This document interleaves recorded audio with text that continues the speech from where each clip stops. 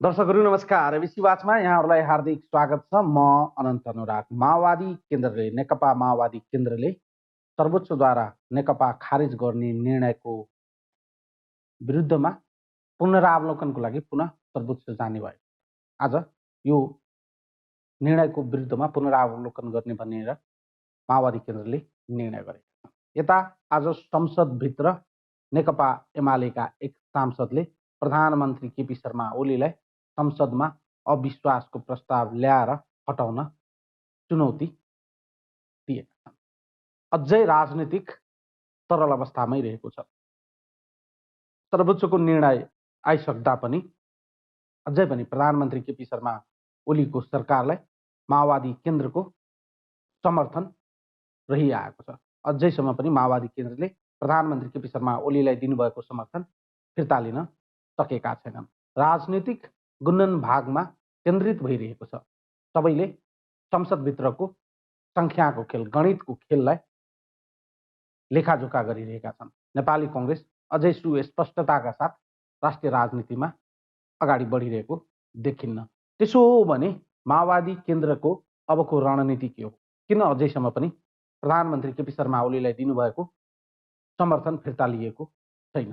यी यावत प्रश्नका उत्तरको खोज्नका लागि हामी आज स्टुडियोमा निम्ति आएका छौँ।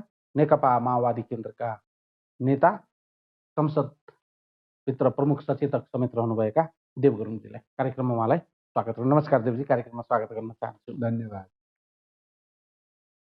एक लाइनमा गर्दा अहिलेसम्म पनि माओवादी केन्द्रलाई समर्थन फिर्ता लिन नसक्ने स्थिति किन बन्यो? किन अझै पनि प्रधानमन्त्री केपी शर्मा ओलीलाई दिएको समर्थन फिर्ता लिन सक्नु भएन? नीतिगत रूपले त पहिलेदेखि नै विरोध गर्दै आइरहेको कुरा हो। सरकारको काम कारबाहीहरूको निर्णयहरूको बारेमा चाहिँ खास गरिकन पौष 5 गते संसद भङ्ग गरिसकेपछि संविधानमाथि नै आक्रमण भयो र डेमोक्रेसीमाथि नै आक्रमण भयो। त्यस कारणले गर्दाखेरि यो असंवैधानिक छ, यो संविधान विपरीत छ, यो प्रतिगमन भयो भनेर चाहिँ त्यही बेलादेखि विरोध गर्दै आइरहेको अवस्था हो। त्यस कारणले नीतिगत रूपले त हामीले विरोध गर्दै आइरहेको अवस्था छ। विधिको हिसाबले चाहिँ तपाईँको समर्थन गर्ने कि अथवा चाहिँ के गर्ने भन्ने प्रश्न चाहिँ सेकेन्डरी विषय हो भन्ने लाग्छ। किन भन्दाखेरि चाहिँ हामीले सोचेको विषय के हो त भन्दाखेरि मुख्य रूपमा अहिले प्राप्त गरेको डेमोक्रेटिक राइट्सहरूको रक्षा गर्ने प्रश्न प्रमुख कुरा हो। संविधानमा जे जति उपलब्धिहरू प्राप्त भएका छन् त्यसको रक्षा गर्ने प्रश्न प्रमुख कुरा हो। त्यसको लागि संसदको पनि रक्षा गर्नुपर्ने हुन्छ, पुरै कार्यकाल सञ्चालन हुन दिनुपर्ने हुन्छ। संसदको रक्षा भएन भने त्यो संविधानको पनि रक्षा हुँदैन। संविधानको रक्षा नहुने भनेको अहिले प्राप्त डेमोक्रेटिक राइट्सहरूको रक्षा नहुनु हो। त्यसो भएको हुनाले अहिलेको डेमोक्रेटिक राइट्सहरूको रक्षाको लागि चाहिँ प्रधानमन्त्रीले एउटा आत्मसातीकरण गर्नुपर्छ। यो संविधान संसद भङ्ग गर्नु बेठिक भयो र सर्वोच्च अदालतले फाल्गुन 11 गते गरेको फैसला मूल रूपमा ठिक छ भनेर चाहिँ आत्मसातीकरण गर्ने प्रश्न नै मेजर प्रश्न हो। तर सवाल आम मान्छेले चाहिँ के भनिरहेका छन् भने नीतिगत रूपमा, वैचारिक रूपमा अहिले तपाईँहरू र खास गरी नेकपा एमालेका अध्यक्ष प्रधानमन्त्री केपी शर्मा ओलीको बिचमा वैचारिक रूपमा, नीतिगत रूपमा धेरै डिफरेन्सेसहरू देखिन्छ। निकै मतभेदहरू छन्, थुप्रै मतभेदहरू छन्। यी मतभेदहरूलाई एका ठाउँमा राखेर अर्को ठाउँमा तपाईँहरू निरन्तर रूपमा उहाँलाई दिनुभएको समर्थन फिर्ता लिन नसक्नु, यो बाध्यात्मक अवस्था हो माओवादी केन्द्रको लागि, अथवा तपाईँहरू केही रणनीति बनाउँदै हुनुहुन्छ जुन रणनीतिको तहत अझै पनि केही समयसम्म चाहिँ तपाईँहरूको समर्थन रहिरहन्छ? मैले अघि नै भने नि, मूल प्रश्न के हो त भन्दाखेरि अहिलेको संसदको रक्षा गर्ने प्रश्न, संविधानको रक्षा गर्ने प्रश्न प्रमुख कुरा हो हैन। रक्षा गर्नका लागि प्रधानमन्त्रीले अहिलेको चाहिँ यो पुस 5 गतिको कदम बेठिक भएको कुराको आत्मसातीकरणको जरुरी छ। फागुन 11 गतिको चाहिँ सर्वोच्चको फैसलाको आत्मसातीकरण गर्नका जरुरी छ। त्यसकारणले हाम्रो आग्रह के हो त भन्दाखेरि त्यसको आत्मसातीकरण गर्न सक्यो भने मात्रै सापेक्षिक रूपले चाहिँ अहिलेको डेमोक्रेसीको रक्षा हुन्छ। अन्यथा उहाँले आत्मसातीकरण गर्नु भएन भने सदनमा प्लस माइनस जोड घटाउ आदि चाहिँ एउटा प्रक्रियाबाट खेलबाट जाने हो भने त्यसले के गर्छ त भन्दाखेरि एकले अर्कोलाई निषेध गर्ने दिशातर्फ जान्छ। एकले अर्कोलाई निषेध गर्ने वेबाट जाँदाखेरि संसद झन् विफल हुन सक्छ अथवा संविधानमाथि झन् जोखिम पैदा हुन सक्छ। किन त भन्दाखेरि प्रधानमन्त्री अहिलेसम्म पनि भनिरहनु भएको छ कि मैले पुस 5 गते गरेको विघटन सही थियो, सर्वोच्च अदालतले उल्टाइदियो, फेरि पनि सदन चल्दैन, फेरि पनि सदन विघटन गर्नु पर्यो, भङ्ग गर्नु पर्यो भनेर पटक भनिरहनु भएको छ। अस्ति पनि राष्ट्रपतिज्यूका चाहिँ राष्ट्रपतिले बोलाएको चाहिँ दलका नेताहरूसँगको भेटघाटमा पनि उहाँले त्यही कुरा राख्नु भएको छ। त्यसकारणले गर्दाखेरि अहिले चाहिँ तपाईँ सरकारको प्रश्न मात्र नभइकन प्रश्न के हो त भन्दाखेरि चाहिँ तपाईँको यो सिस्टमको रक्षा हुने कि नहुने भन्ने प्रश्न मेजर प्रश्न हो। त्यसकारणले यो सिस्टमको रक्षा गर्ने सवालमा चाहिँ हाम्रो समर्थन अथवा हाम्रो विरोध यसको चाहिँ भूमिका हुनुपर्दछ भन्ने कुरा हो, न कि हाम्रो कदमले चाहिँ तपाईँको सिस्टमलाई ड्यामेज गर्ने कुरामा बल नपुगोस् होइन। त्यसो भएको हुनाले चाहिँ यही कुरालाई चाहिँ ध्यानमा राखेर चाहिँ सिस्टमको रक्षा गर्ने प्रश्नलाई मेजर बनाइराखेको चाहिँ अवस्था हो होइन। त्यसकारणले सिस्टमको रक्षा गर्ने प्रश्न चाहिँ को चाहिँ सम्बोधन भयो भने संसदको कुरा, सरकारको कुरा, सरकार गठन विघटनको कुरा, अदला बदलीहरू त नर्मल प्रक्रिया हो। दोहोरो कुरा आयो। एउटा कुरा के भयो भने तपाईहरू नैतिक रूपमा प्रधानमन्त्री केपी शर्मा ओलीज्यूलाई राजीनामा माग गर्दै हुनुहुन्छ, नैतिकताको आधारमा उहाँले पहिलो कुरा त गर्नुपर्छ भन्दै हुनुहुन्छ, तर विधिगत रूपमा, प्रक्रियागत रूपमा, कानुनी रूपमा तपाईहरूले दिनुभएको सरकारलाई दिनुभएको समर्थन फिर्ता लिन तयार हुनुहुन्न। यस अर्थमा उहाँको लाइन ठिक छ कि भन्ने एउटा भान परेको जस्तो त्यही त। अब पहिलो कुरा त के हो त भन्दाखेरि पोलिटिक्समा चाहिँ नैतिकताको प्रश्न नै मेजर विषय बन्छ होइन। कानुनी पाटो भनेको बाध्यकारी पाटो जस्तो हुन जान्छ। मेजर विषय भनेको नैतिकताको प्रश्न हो, आत्मसातीकरणको प्रश्न हो। त्यसो भएको हुनाले चाहिँ हामीले चाहिँ जोड बल केमा गर्ने हो त भन्दाखेरि राजनीतिक रूपले सहमति, समझदारी, आत्मसातीकरण, गल्ती कमी कमजोरीहरूको स्वीकार्य गर्ने कुरा नै मेजर कुरा हो। त्यसो भयो भने सापेक्षिक रूपले यो सिस्टमको रक्षा सापेक्षिक रूपले सुदृढ हुन सक्छ, न कि त्यो वेबाट नगइकन तपाईँको सदनमा मेजोरिटी र माइनोरिटीको खेल खेल्न थाल्ने, एकले अर्कोलाई विस्थापित गर्ने, एकले अर्कोलाई सिध्याउने, यो वेबाट गयो भने के हुन्छ त भन्दाखेरि फेरि पनि चाहिँ सदन चाहिँ विफल हुने दिशातर्फ छ। यो एङ्गलबाट हेर्दा त प्रधानमन्त्री केपी शर्मा ओलीज्यूलाई चाहिँ तत्कालै प्रधानमन्त्री पदबाट विस्थापित गर्न चाहिँ संसदभित्रको गणित जसरी देखा परेको छ त्यस अनुसार त तपाईँहरू चाहिँ तत्कालै चाहिँ उहाँलाई विस्थापित गर्न सक्ने स्थिति त बन्दैन। अब गणितको कुरा यो आफ्नो ठाउँमा छ। अब यहाँ चाहिँ तपाईँको गणितको प्रश्न कुनै समयमा गणितको प्रश्न पनि आउला, तर मेजर कुरा पोलिटिक्समा के हुन्छ भने गणितको प्रश्न मात्रै सम्पूर्ण हुँदैन। प्रमुख कुरा के हो भने विचार, आइडियोलोजी कुन ट्र्याकमा जाने हो। अहिलेको सन्दर्भमा दुईवटा ट्र्याक भन्दा तेस्रो ट्र्याक छैन। दुईवटा ट्र्याक भनेको एउटा ट्र्याक चाहिँ अहिले जे जस्तो संविधान प्राप्त भएको छ, जे जति उपलब्धि भएको छ त्यसको रक्षा गर्दै स्थिरता र स्थायित्व कायम गर्दै अगाडि बढ्नुपर्छ भन्ने एउटा ट्र्याक हो, एउटा मार्गचित्र हो, एउटा वैचारिक मार्गदर्शन हो। अर्को मार्गचित्र भनेको के हो त भन्दाखेरि यो प्राप्त उपलब्धिहरूलाई सिद्ध्याउने, गणतन्त्र, संघीयता, धर्मनिरपेक्ष, समानुपाती, समावेशी लगायतका दलीय प्रणाली लगायतका सबै चिजहरू समाप्त गर्दै लगेर चाहिँ एक प्रकारको चाहिँ तपाईँको जङ्गी शासनतर्फ फर्काउने चाहिँ अथवा पक्षगमनतर्फ फर्काउने चाहिँ। त्यसैले यो पक्षगमन या प्रतिगमनतर्फ फर्काउने मार्गचित्र र अग्रगमनको चाहिँ दिशामा लाग्ने मार्गचित्र भनेको दुईवटा पूर्व र पश्चिम फर्केको मार्गचित्र छ। यो मार्गचित्रमा हाम्रो दायित्व र जिम्मेवारी के हुन्छ त भन्दाखेरि जहिलेसुकै पनि चाहिँ मुलुकमा स्थिरता र स्थायित्वको लागि अहिले प्राप्त सिस्टमलाई रक्षा गर्नुपर्छ, त्यसलाई स्थिरता र स्थायित्व कायम राख्नुपर्छ, त्यसलाई परिवर्तन गर्नुपर्ने नै भयो भने पनि, संशोधन गर्नुपर्ने नै भयो भने पनि आपसी सहमतिको आधारमा, समयक्रममा आपसी सहमतिको आधारमा त्यसलाई परिमार्जन गर्ने हो, त्यसलाई संशोधन गर्ने हो। चाहिँ अहिले चाहिँ जे जस्तो उपलब्धि प्राप्त भएको छ, जे जस्तो सिस्टम प्राप्त भएको छ, त्यो सिस्टमलाई संस्थागत रूपले कार्यान्वयन गर्न सक्यो भने मात्रै एक हदसम्म डेमोक्रेसीको रक्षा हुन्छ। डेमोक्रेसीको रक्षा भनेर भन्नुको तात्पर्य राष्ट्रको रक्षा हुन्छ। राष्ट्रको रक्षा भयो, राष्ट्रको स्वाधीनताको रक्षा भयो भने अरू अधुरा अपुरा कुराहरू फेरि पुरा गर्दै लैजान सकिन्छ। राष्ट्रकै रक्षा हुन सकेन, अस्थिरता र अराजकतामा गयो, डेमोक्रेसी समाप्त भयो, अस्थिरता र अराजकतामा गयो भने राष्ट्रकै असुरक्षाको दिशातर्फ जान्छ। राष्ट्र नै सुरक्षा रहेन भने टेक्ने धरातल नै समाप्त हुन्छ। त्यसो भएको हुनाले चाहिँ सोध्ने गरेका प्रश्नलाई अझै प्रश्नाउन आग्रह गरे। तपाईहरूले अहिले प्रधानमन्त्रीजीलाई दिनुभएको समर्थन फिर्ता नलिँदा डेमोक्रेसीको राष्ट्रको रक्षा कसरी भयो? होइन, अब पहिलो कुरा त मैले अघि नै निवेदन गरेँ नि, पहिलो प्रयास त के हो त भन्दाखेरि मोरली रूपले आत्मसातीकरण गर्ने प्रश्न मेजर प्रश्न हो। सबै कुरा विधिमा गएर मात्रै फाइनल गर्नुपर्छ भनेर खोज्ने कुरा चाहिँ ले मात्रै पुग्दैन।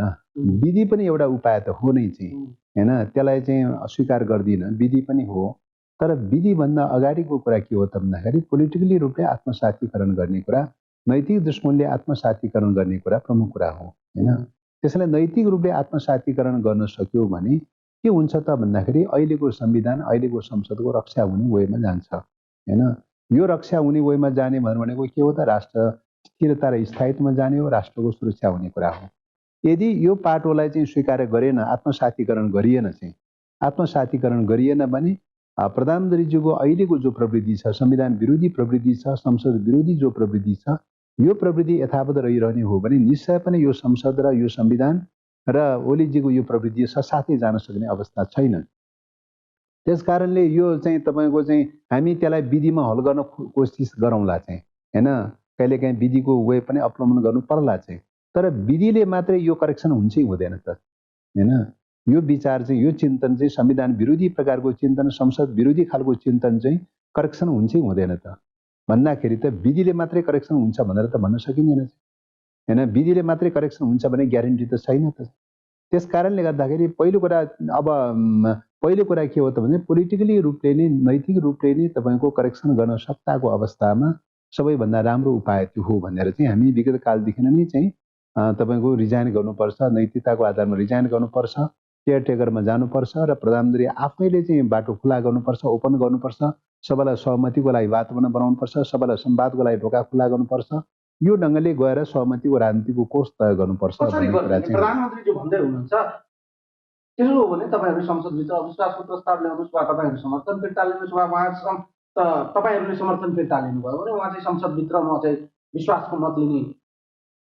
अब त्यही त विश्वास र अविश्वासको प्रश्न भनेको के हो त भन्दाखेरि एउटा संसदभित्र विधिको प्रक्रिया हो। त्यसै विधिको प्रक्रियाबाट चाहिँ तपाईँको कति करेक्सन होला त चाहिँ, होइन।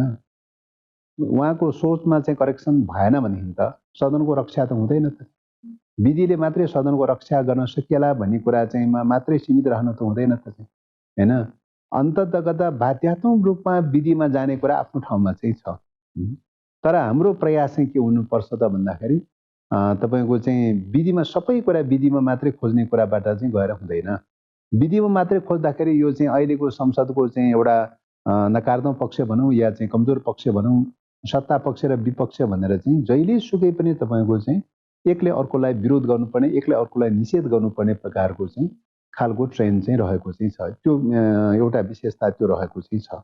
त्यसले के गर्न सक्छ त भन्दाखेरि चाहिँ अस्थिरता र अराजकता निम्त्याउन सक्छ फेरि पनि चाहिँ। त्यसो भएको हुनाले चाहिँ सधैँ विधिमा मात्रै खोज्ने, विधिमा खोज्ने बित्तिकै अल्पमत र बहुमतमा चाहिँ गइहाल्ने, विधिमा खोज्ने बित्तिकै सत्ता पक्ष र विपक्षमा गइहाल्ने, विश्वास र अविश्वासको प्रक्रियामा गइहाल्ने। तर त्यो विधिले मात्रै चाहिँ तपाईँको सदनमा सहमतिको वातावरण कति क्रिएट गर्न सक्ला त, होइन, र सदनको रक्षा गर्न कति सकिएला। त्यही भएर त सहमतिको लागि भनेर, संवाद र सहमतिको लागि भनेर नैतिक रूपमा तपाईँहरूको प्रधानमन्त्री केपी शर्मा ओलीज्यूसँग चाहिँ सहमति र संवाद हुने सम्भावना देखिँदैन कि अझै पनि चाहिँ तपाईँहरू बीचमा चाहिँ एउटा सहमति हुने सम्भावना जीवित छ? अहिले चाहिँ होइन, हाम्रो मात्रै सहमति र सम्भावना छैन। अहिले सहमति र समझदारी खोज्ने भनेको सदनमा रहेका सबै राजनीतिक शक्तिहरूको बीचमा चाहिँ सहमति खोज्ने कुरा हो, होइन। सबैको बीचमा सहमति खोज्ने कुरा हो। सबैको बीचमा सहमति हुन नसक्नुको पछाडिको कारण के हो त?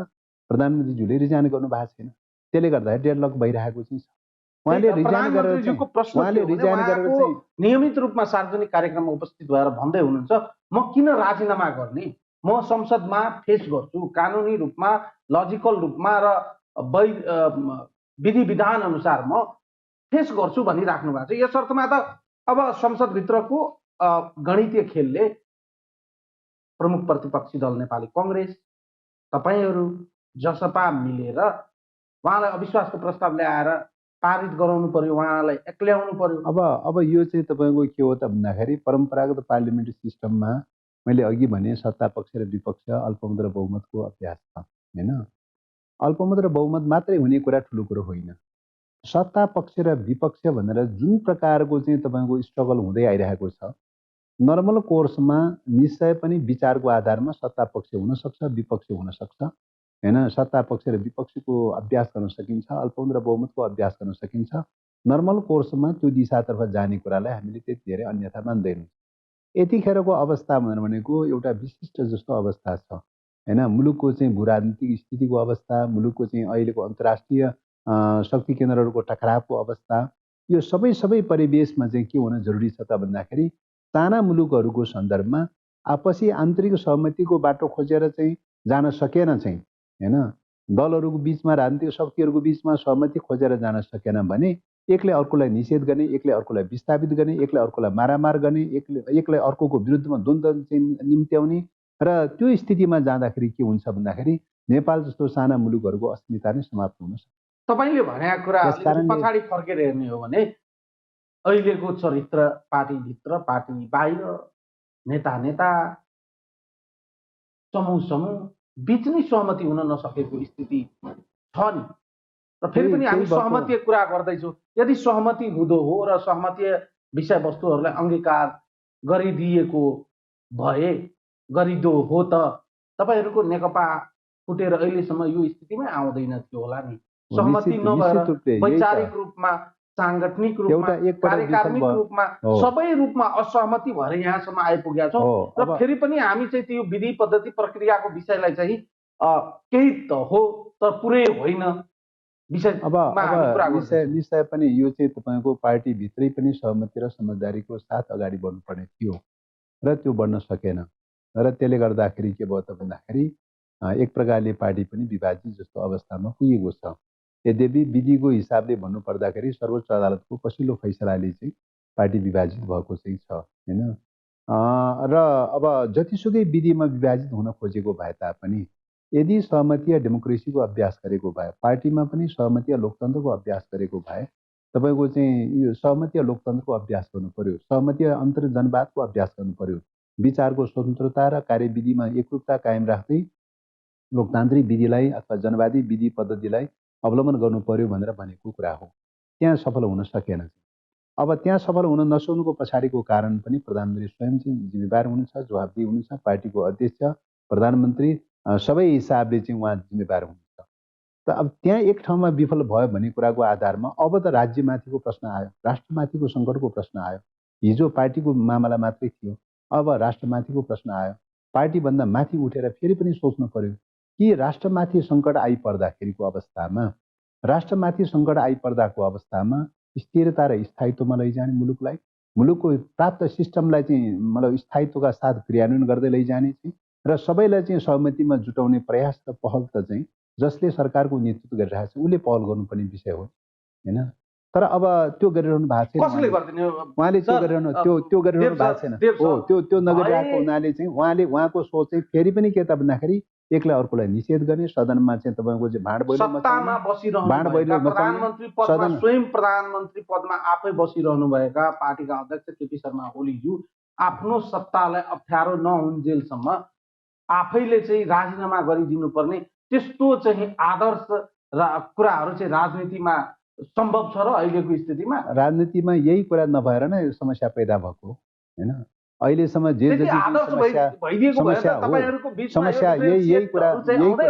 यही कुराको सोचको विकास नभएर नै समस्या पैदा भएको हो। अझै पनि तपाईँहरू चाहिँ त्यही स्वरूप खोज्दै हुनुहुन्छ। तपाईँ जे सम्भव छैन, जे कुरा सम्भव छैन उहाँबाट त्यही कुरा तपाईँहरू अपेक्षा गरेर अझै पनि फल पाक्ला र झर्ला र खाउला, टिपेर खाउला जस्तो होइन भने अब सम्भावना होइन। विगत मैले अघि नै भने नि, पार्टीको सन्दर्भमा, तत्कालको सन्दर्भमा त्यो कार्यान्वयन हुन सकेन चाहिँ होइन।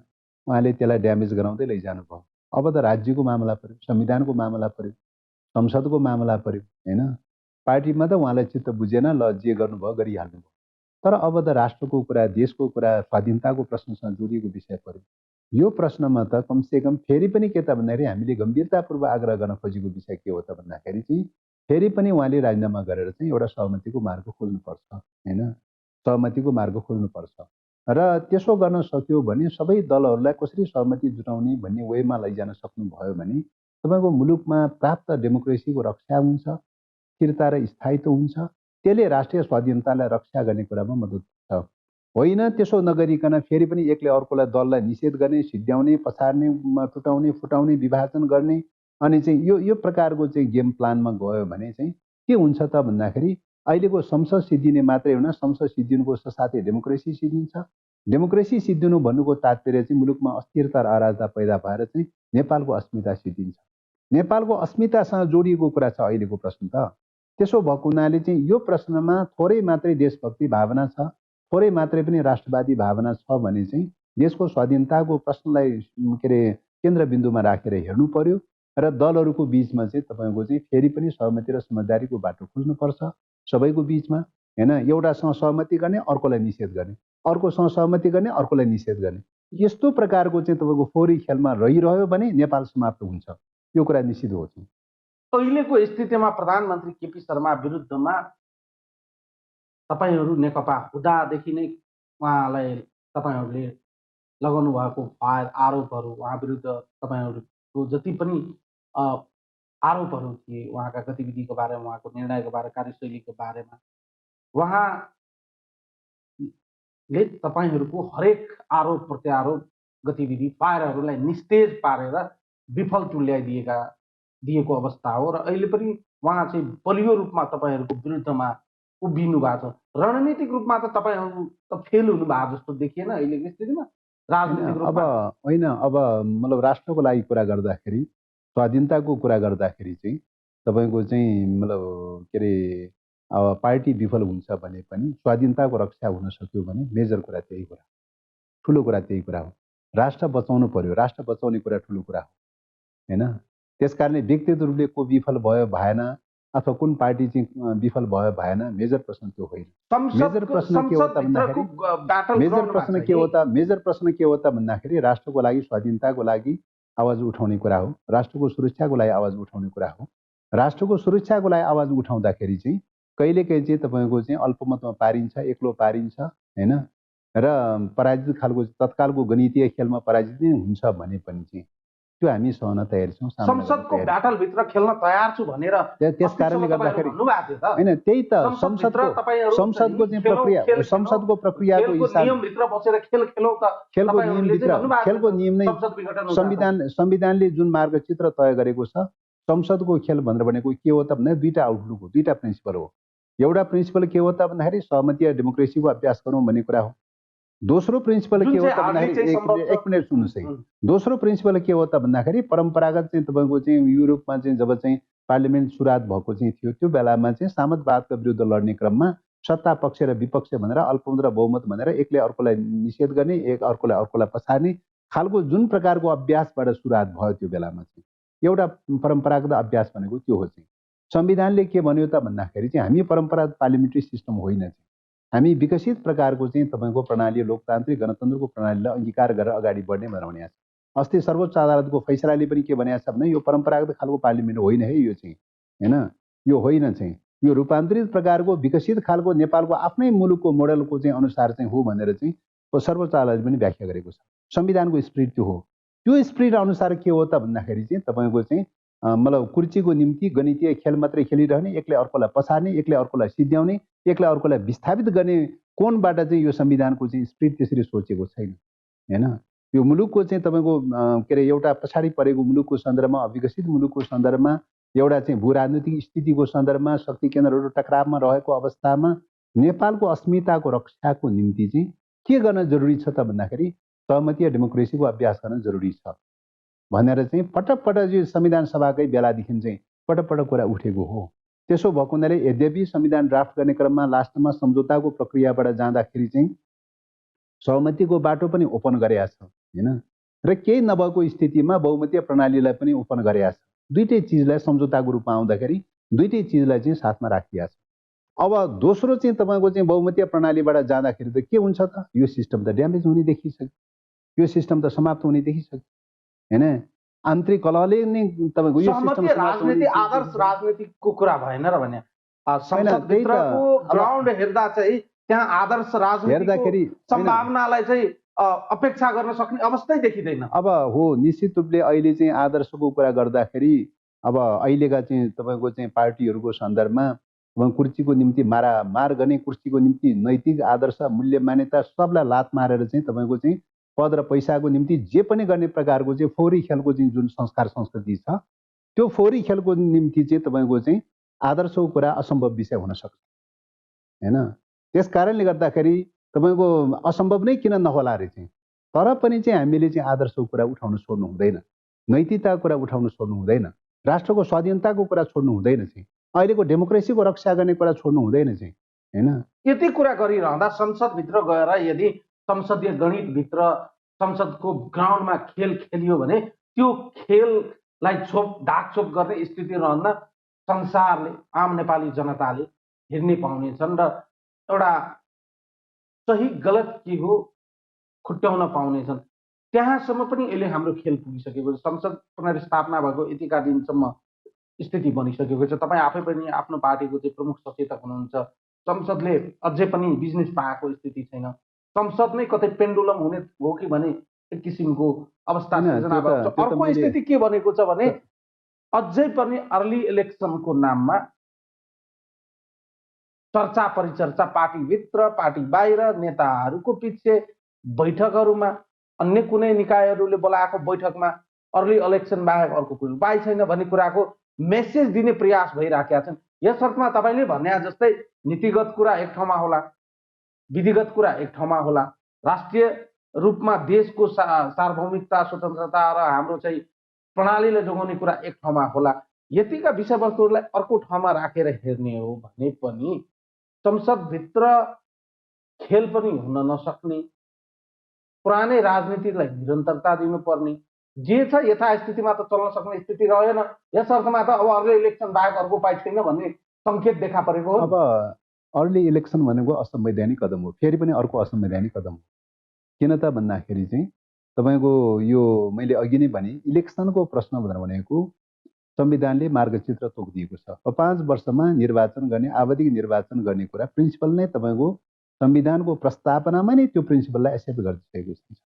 थ्योरिटिकली रूपले एक्सेप्ट गरिसकेको विषयको बारेमा 5 वर्ष पुगिसकेपछि 2-4 महिना अगाडि पछाडि हुने कुरा त्यो अलग विषय हो। त्यही त प्रधानमन्त्रीज्यूलाई नीतिगत रूपमा तपाईँहरूले प्रश्न उठाइसकेपछि विधिगत रूपमा तपाईँहरूले हटाइदिनुहोस् न, संसदबाट अर्को सरकार बनाएर 5 वर्ष अब अर्को कुरा सुन्नु, मतलब मैले इलेक्सनको कुरा गर्दैछु। इलेक्सनको सन्दर्भमा के हो त भन्दाखेरि चाहिँ यो संविधानले चिन्दैन।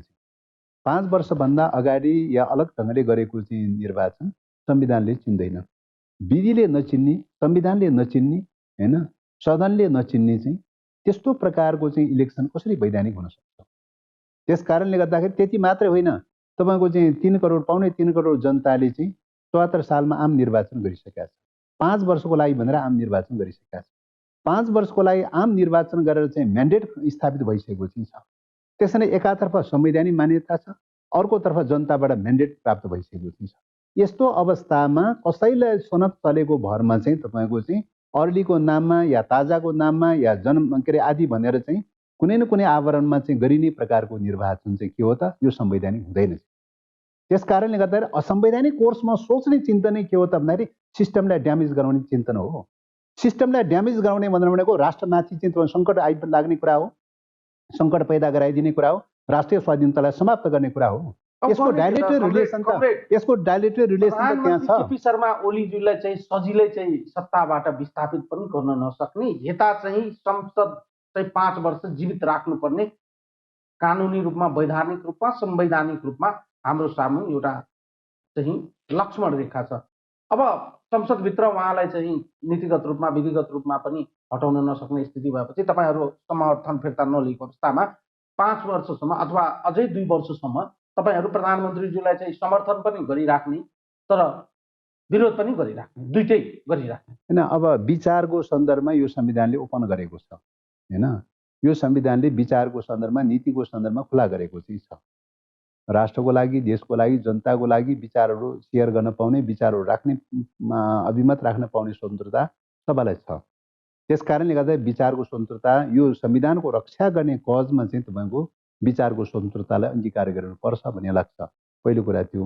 दोस्रो कुरा, अब यो सदनको सन्दर्भमा मैले अघि पनि भने कि तपाईँको प्रधानमन्त्रीज्यूले पुस 5 गते जो विवरण गर्नुभयो र पछिल्लो समयमा फागुन 11 गते चाहिँ संसद पुनर्स्थापना भयो, 5 गतिको कदम असंवैधानिक भनेर चाहिँ यही कुरा उहाँले आत्मसातीकरण गर्नु भएन र फेरि पनि पछाडि चाहिँ अस्ति भर्खरै चाहिँ राष्ट्रपति कहाँ चाहिँ पार्टीका नेताहरूसँग चियापानको लागि बोलाएको राष्ट्रपतिले बोलाएको भेटघाटमा चाहिँ उहाँले फेरि पनि के भन्नुभयो त भन्दाखेरि यो संसद चलाउन सकिँदैन, यो हुँदैन, यसलाई विघटन गरौँ र निर्वाचनमा जाउँ भन्ने कुरा चाहिँ उहाँले गर्नुभयो र त्यही आधारमा चाहिँ के गर्नुभयो त भन्दाखेरि सदनमा चाहिँ उहाँले बिजनेस दिनुभएको छैन।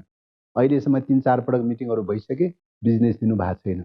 बिना बिजनेस चाहिँ तपाईँको सानातिना झिनामिसिना कुराहरूलाई लिएर चाहिँ चलाइरहनु पर्ने अवस्था पैदा भएको चाहिँ छ। बिजनेसविहीन बनाएको चाहिँ सदनमै विधेयकहरू चाहिँ करिब 15-20वटा 20-25वटा विधेयकहरू चाहिँ छन् र ती विधेयकहरू चाहिँ तपाईँको प्रक्रियामा अगाडि बढाउनका लागि पनि सरकारको सहमति चाहिन्छ। सरकारले टेबल गर्नुपर्ने हुन्छ। सरकारको टेबल बिना, सरकारको सहमति बिना कुनै पनि एजेन्डा अगाडि बढ्दैन। त्यसो भएको हुनाले चाहिँ अब सरकारले बिजनेस दिनुपर्ने चाहिँ एउटा दायित्व र जिम्मेवारी हो। यही दायित्व र जिम्मेवारी चाहिँ तपाईँको चाहिँ बाटा पन्छिएर चाहिँ एकातर्फ हलो अड्काउने चाहिँ अर्कोतर्फ संसद चल्न सक्दैन भनेर चाहिँ संसदलाई छुट्ने चाहिँ होइन, यो टाइपको चाहिँ तपाईँको चाहिँ जुन दिशातर्फ गइरहेको चाहिँ छ, यो संविधान विरोधी चिन्तन हो, यो संसद विरोधी चिन्तन हो। त यो चिन्तन रहिरहँदासम्म चाहिँ डेमोक्रेसी मात्रै खतरा हुँदैन, राष्ट्र नै खतरामा रहिरहन्छ। त्यसो भएको हुनाले हामीले पुनरावलोकन गर्नुहोस्, पुनर्विचार गर्नुहोस्। यो सोच बेठिक छ, यो चिन्तन बेठिक छ, रिथिङ गर्नुहोस्। विगत कालमा पौष 5 गते जे गरिसक्नु भयो, सर्वोच्च अदालतले करेक्सन गरिसक्यो। करेक्सन गरिसकेको कुरालाई त आत्मसातीकरण गर्नु पर्यो होइन, सदनको त रक्षा गर्नु पर्यो, संविधानको त रक्षा गर्नु पर्यो। देशको स्वाधीनतासँग जोडिएको विषय हो भनेर चाहिँ हामी फेरि पनि त्यही आग्रह गरिरहेका छौँ। मान्य र नमान्ने कुरा उहाँको कुरा हो। यदि थोरै मात्रै पनि डेमोक्रेसीप्रति आस्था छ, थोरै मात्रै पनि देशको स्वाधीनताप्रति आस्था छ भने मलाई लाग्छ ढिलै भए पनि उहाँले राजीनामा दिएर सहमतिको मार्ग प्रशस्त गर्नुहुनेछ भन्ने कुरामा हामी आशावादी छौँ। होइन त्यो रूपले जानु भएन भने चाहिँ तपाईँको यो सदन सिद्धिने, उहाँको निरपेक्ष रूपले एकलाई अर्कोलाई निषेध गर्ने, एकलाई अर्कोलाई टुटाउने, फुटाउने, उचाल्ने, पसार्ने जुन खालको चाहिँ एउटा चिन्तनबाट गाइडेड हुनुहुन्छ, त्यो चिन्तन भनेको यो संसद विरोधी, संविधान विरोधी मात्रै होइन, राष्ट्रिय स्वाधीनता विरोधी प्रकारको चिन्तन पनि हो। त्यसो भएको हुनाले चाहिँ यो चिन्तनलाई करेक्सन गर्नलाई हुनसक्छ। सबै हामीले आग्रह गरिरहेको विषय के हो त भने सबै जनतासँग पनि आग्रह गरिरहेका छौँ, सबै दलहरूसँग आग्रह गरिरहेका छौँ। राष्ट्रमाथि सङ्कट पैदा भएको चाहिँ छ।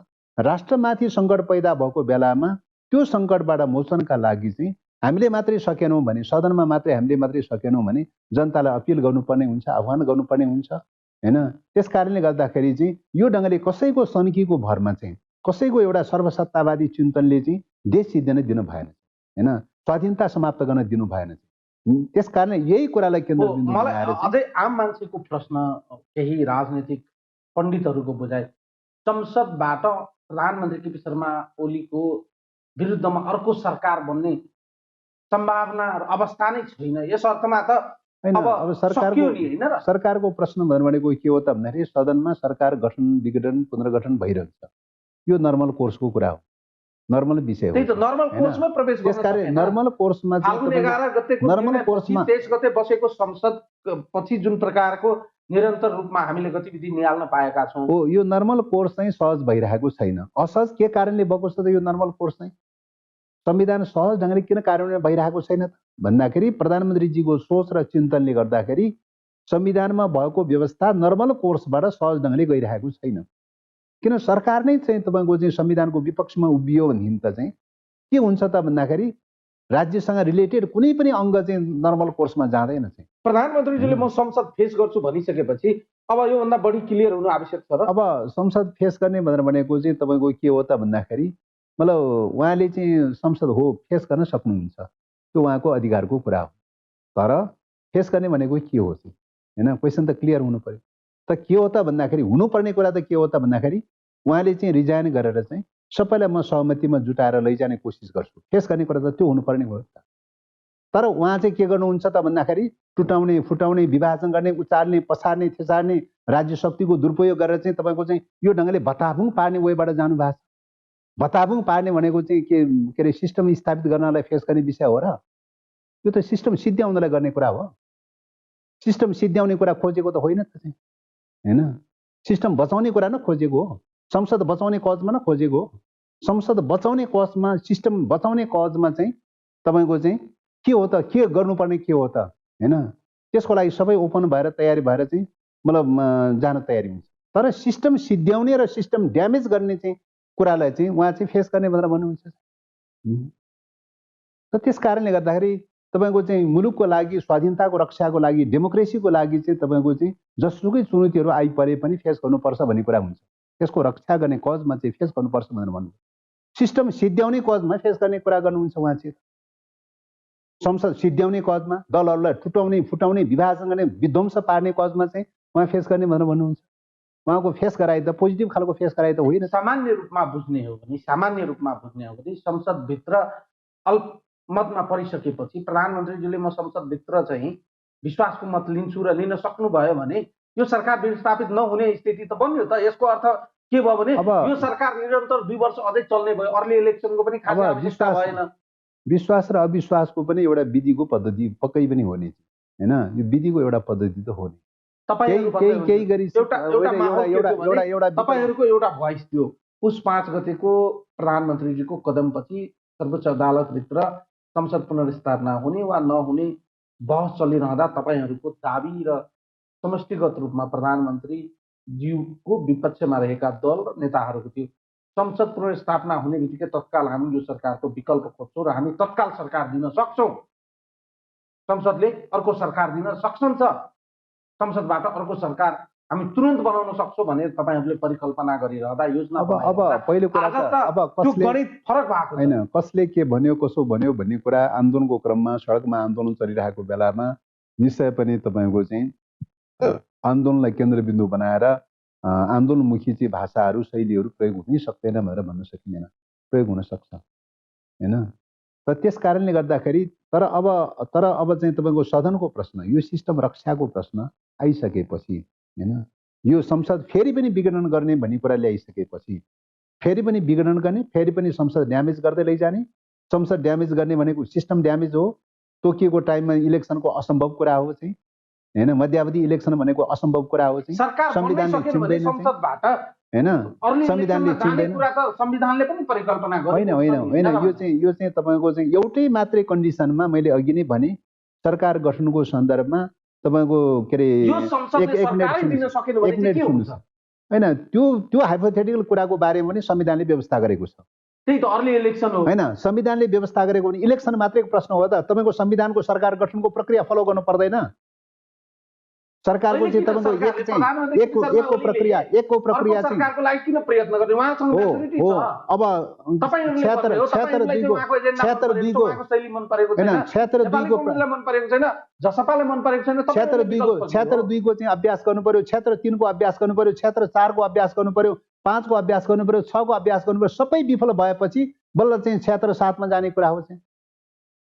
संविधानले त त्यो त प्रोसिड्युरमा चाहिँ राखिदिएको कुरा न हो। प्रधानमन्त्रीजी एक्लै रिङ भित्र खेल खेल्ने होइन नि त तपाईहरु। त्यसकारण यो त तपाईको चाहिँ के हो त भन्दाखेरि यो प्रक्रिया अनुसार अटोमेटिकली रूपले जाने कुरा अलग कुरा हो चाहिँ। तर सिस्टम ड्यामेज गराएर जाने कुरा अलग कुरा हो चाहिँ हैन। प्रक्रिया अनुसार जाने कुरा, संविधान सम्मत ढंगले प्रक्रिया अनुसार जाने कुरा एउटा कुरा हो हैन। संविधानलाई ड्यामेज गराएर त्यो प्रक्रियालाई मिचेर जाने कुरा चाहिँ संविधान विपरीत ढंगले जाने कुरा अलग कुरा हो।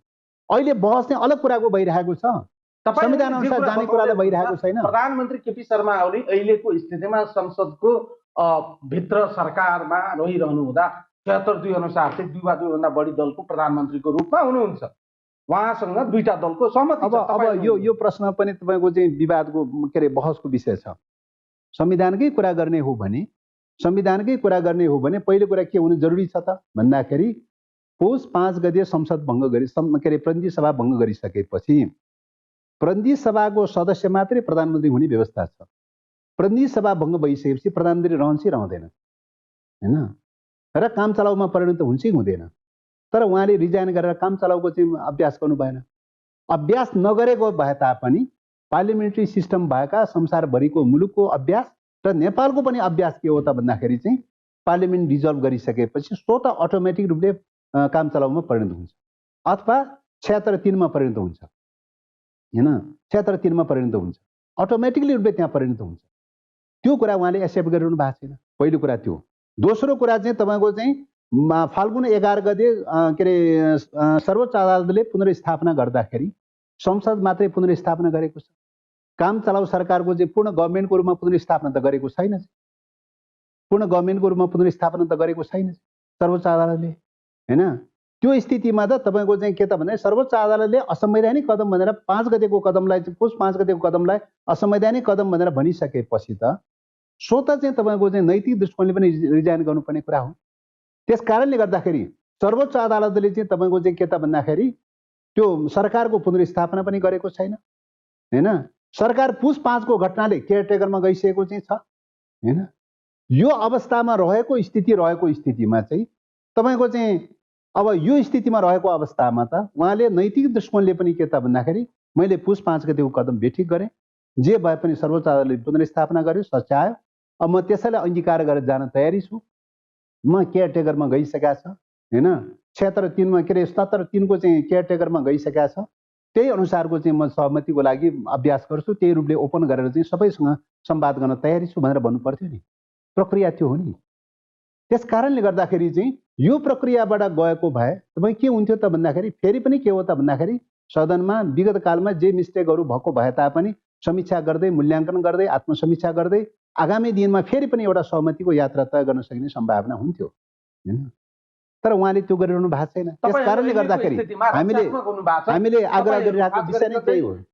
सरकार बाहिर रहेका दलहरू वा तपाईहरू सरकारलाई समर्थन गरिरहँदा पनि माओवादी केन्द्र लगायतका दलहरू संसदभित्र राजनीतिक रूपमा रक्षात्मक हुनु भएको छ हैन। अब विचारको प्रश्न रक्षा भयो कि या अफेन्सिभ भयो कि डिफेन्सिभ भयो के भयो भन्ने कुरा चाहिँ विचारको कुरा हो हैन। कुनै समयमा अफेन्सिभ भयो होला, कुनै समयमा डिफेन्सिभ पनि भयो होला। तर यथार्थता के हो त भन्दाखेरि चाहिँ अहिले राष्ट्र सङ्कटमा छ। राष्ट्र सङ्कटमा परेको बेलामा दलहरूको बिचमा मारामार गरेर एकले अर्कोलाई निषेध गर्ने वेबाट जान थाल्यो भने नेपाल सिद्धिने बाहेक अरू केही हुनेवाला छैन। योभन्दा अघि त प्रधानमन्त्री केपी शर्मा ओली नेकपाको तर्फबाट प्रधानमन्त्रीको रूपमा रहिरहनु हुँदा उहाँ चाहिँ 2/3 बहुमतको सरकारको मेजोरिटी गभर्मेन्ट मात्रै होइन कि 2/3 सरकारको प्रधानमन्त्री हुनुहुन्थ्यो। अहिले त उहाँ त 2 दलको प्रधानमन्त्रीको रूपमा रहिरहनु हुँदा त अहिले त उहाँले कुनै खतरा निम्त्याउनु भएको त छैन नि। उहाँबाट अहिले त तत्कालै के खतरा देखिएको छैन। त्यही त मैले अघि नै भनिहालेँ नि। उहाँले संसद भङ्ग गर्छु भनेर पटक पटक धम्काइरहनु भएको छ। सदनमा एजेन्डा नदिइकन डेडलक गराइरहनु भएको छ हैन। सदनलाई एजेन्डा विहीन बनाइरहनु भएको छ हैन। सदनलाई एजेन्डा विहीन बनाउने भनेको सदनलाई चाहिँ तपाईँको के हो त भन्दाखेरि डिफङ गराइदिने हो। सदन डिफङ गराउने भनेको के हो त प्रकारान्तर रूपले सिस्टम डिफङ गराइदिने कुरा हो। सिस्टम डिफङ गराइदिने कुरा हो। सिस्टम सिद्ध्याउँदै लैजाने कुरा हो। सिस्टमलाई त एक्टिभाइज गरेर कार्यान्वयन गर्दै लैजानु पर्यो नि हैन। सिस्टम सिद्ध्याउने कुरा हो। अब सिस्टम सिद्ध्याउँदै जाने क्रममा के हुन्छ त प्रकारान्तर रूपले के हुन्छ त संविधानले काम गर्न छोड्छ, सदनले काम गर्न छोड्छ। सदन र चाहिँ तपाईँको संविधानले काम गर्न छोडिसकेपछि अनि कहाँबाट चल्छ त राज्य भन्दाखेरि चाहिँ तपाईँको चाहिँ राष्ट्रपतिको आदेशमा चल्ने दिशामा जान्छ, राष्ट्रपति शासनमा जान्छ हैन।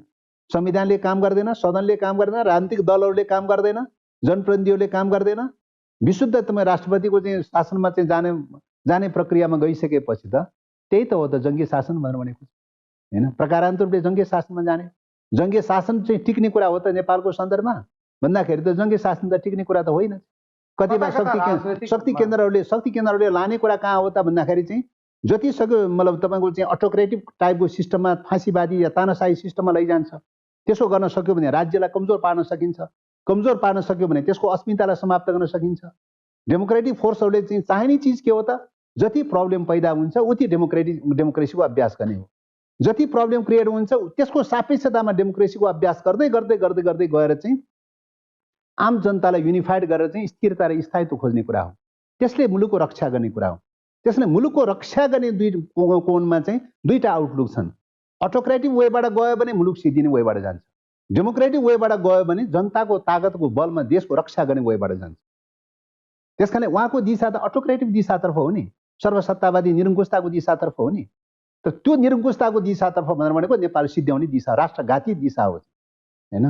त्यसो भएको हुनाले हामी फेरि पनि आग्रह गरिरहेका छौँ, ढिलै किन नहोस् आग्रह गरिरहेका छौँ कि उहाँले यो राष्ट्रघाती बाटो नलागुन्, यो जनघाती बाटो नलागुन् र गम्भीरतापूर्वक आत्मसातीकरण गरेर चाहिँ रिजाइनको बाटो खोजेर केयरटेकरको कुरा गरेर केयरटेकरमा गइसकेको कुरालाई एक्सेप्ट गरेर चाहिँ यो संसदभित्र 4 वटा प्रमुख दलहरू रहिरहनु हुँदा तपाईहरू 3 वटा दल प्रधानमन्त्रीजीको क्रियाकलापलाई कदमलाई असंवैधानिक गैरकानुनी रूपमा तपाईहरूले आक्षेप आरोपहरू लगाइरहनु हुँदा तीनवटा दल चाहिँ अझै पनि प्रधानमन्त्रीको यो क्रियाकलापको विरुद्धमा संसदभित्र उभिएर तपाईहरूले चाहिँ उहाँलाई रोक्न सक्ने चाहिँ शक्ति तपाईँहरूसँग छैन भन्ने कुराको सन्देश होइन?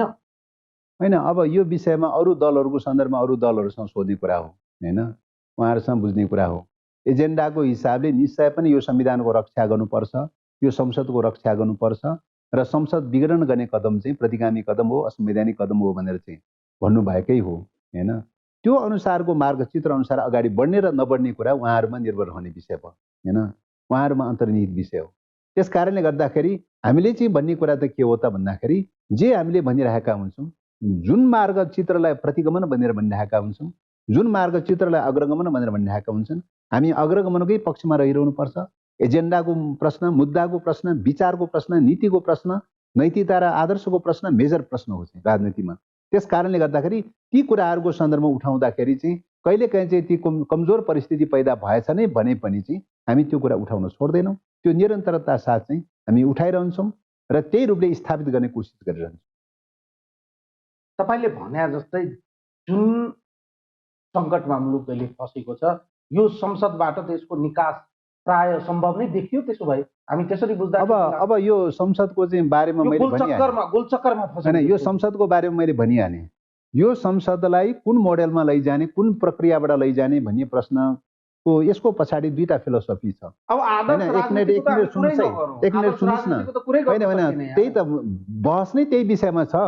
संविधान सभा गठन भएदेखि संविधान बनाएको प्रक्रियादेखि नै तपाईँको बहसको विषय कहाँ छ त भन्दाखेरि चाहिँ तपाईँको चाहिँ परम्परागत रूपले युरोपमा अभ्यास गरेको सामन्तवाद विरोधी चाहिँ अभियानको क्रममा अभ्यास गरेको सत्ता पक्ष र विपक्षको चाहिँ अभ्यासको रूपमा जाने हो कि यान्त्रिक रूपले त्यसैको अन्ध अनुकरण गरेर अल्पमत र बहुमतको अभ्यासमा जाने हो कि या चाहिँ अहिलेको 21औं शताब्दीको सन्दर्भमा तपाईँको शक्ति राष्ट्रहरू टकराव पैदा भइरहेको अवस्थामा, नेपाल जस्तो भूराजनीतिक स्थिति भएको अवस्थामा, एउटा कमजोर प्रकारको मुलुक रहेको अवस्थामा सहमति या डेमोक्रेसीको अभ्यास गर्ने हो भन्ने कुरा त दुईटा स्कुलिङ छ नि होइन, दुईटा स्कुलिङ छ।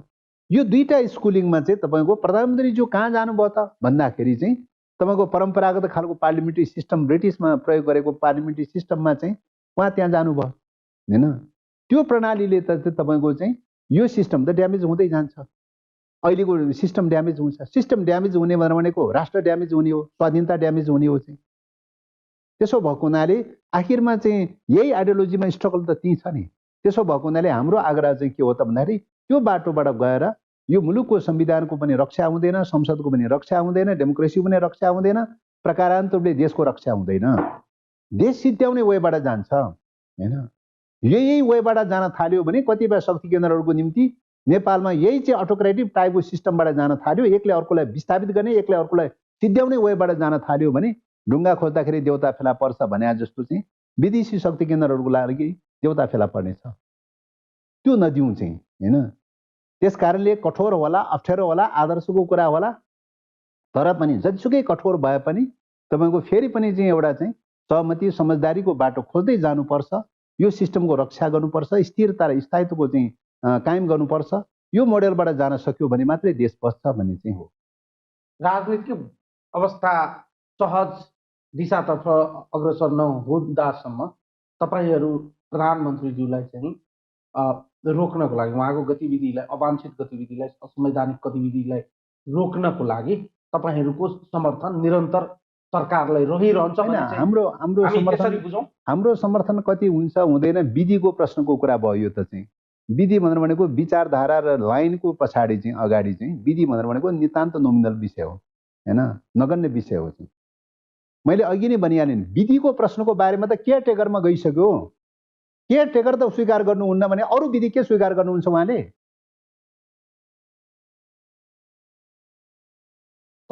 संसद चाहिँ नहुने अनि प्रधानमन्त्री चाहिँ भइरहने भन्ने पनि हुन्छ दुनियाँमा। त्यस्तो हुन्छ कि त सर्वोच्च अदालतले पुनर्स्थापना गरिदियो भनेर भन्नु पर्यो चाहिँ सरकारलाई चाहिँ? त्यो त गरेको छैन त चाहिँ।